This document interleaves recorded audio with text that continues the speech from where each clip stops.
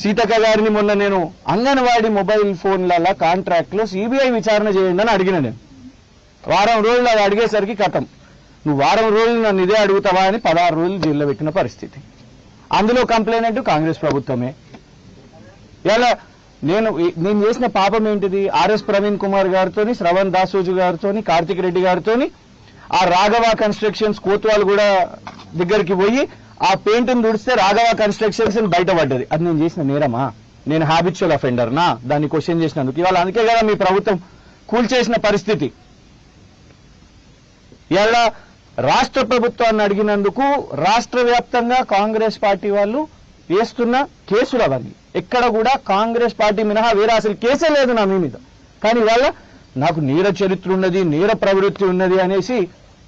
ఇంకా దారుణం ఏంటంటే నేను నిజంగా కూడా జడ్జి గారిని, కుక్కట్పల్లి జడ్జి గారిని కూడా నేను కృతజ్ఞతలు చెప్తున్నా. ఎందుకంటే అర్ధగంట వారు నా తరఫున వకాల్తా కూర్చుకున్నారు. ఆ రోజు 10 సంవత్సరాలు శిక్ష పడే సెక్షన్ వేసారు, వారే తీపిచ్చేసారు దాన్ని. 10 సంవత్సరాల శిక్ష.